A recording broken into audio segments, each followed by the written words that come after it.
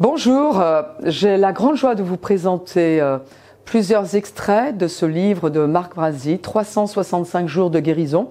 Ce sont des méditations qui reposent sur des versets bibliques.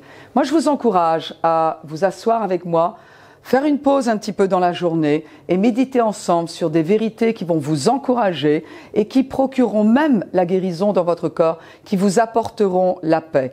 Je vous dis donc bonne méditation, que Dieu vous bénisse. Bonjour, je vais vous lire la méditation du 23 mars dont le titre est « Ayez les yeux sur Jésus et vivez ». Et vivez du livre 365 jours de guérison de Marc Brazzi.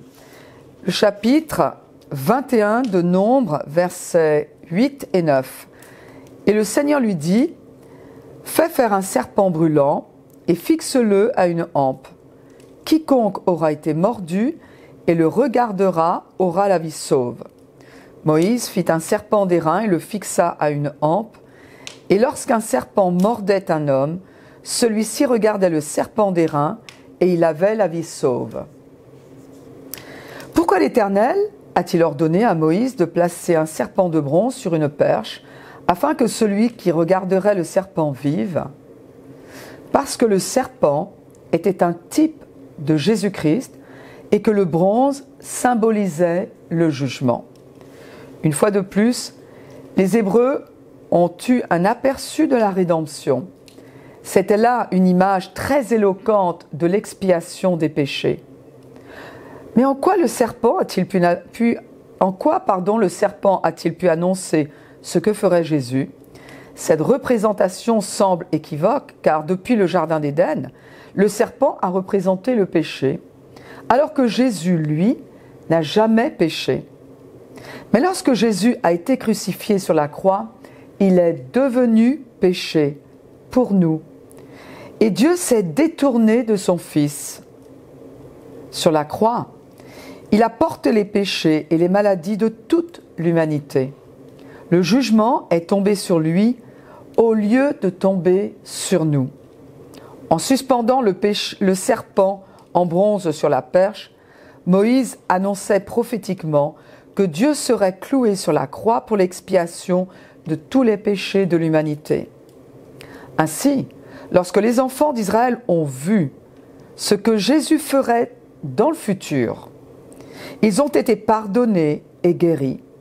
L'Éternel n'a refusé la délivrance à personne.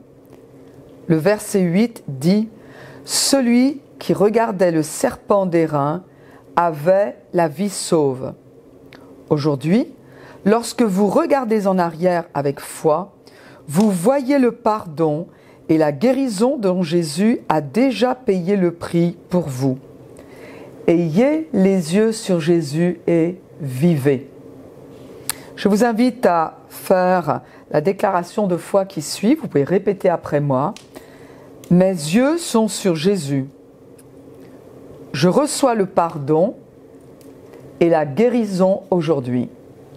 J'espère que vous avez été grandement encouragés en entendant ces méditations et que cela vous a amené à réfléchir, à remettre des priorités en place, à vous lancer par la foi, à faire confiance en Dieu. Et que vous êtes encouragés à lire davantage de la parole de Dieu. Il va y avoir plus de ces vidéos qui vont être mises en ligne, donc guettez-les. Et puis, ne gardons pas ces vérités pour nous, partageons-les avec des amis, de la famille, des gens qui sont peut-être isolés, d'autres qui sont malades, d'autres qui doutent, d'autres qui n'aiment pas Dieu même. Mais partageons la vérité de l'Évangile parce qu'elle est éternelle. Que Dieu vous bénisse abondamment.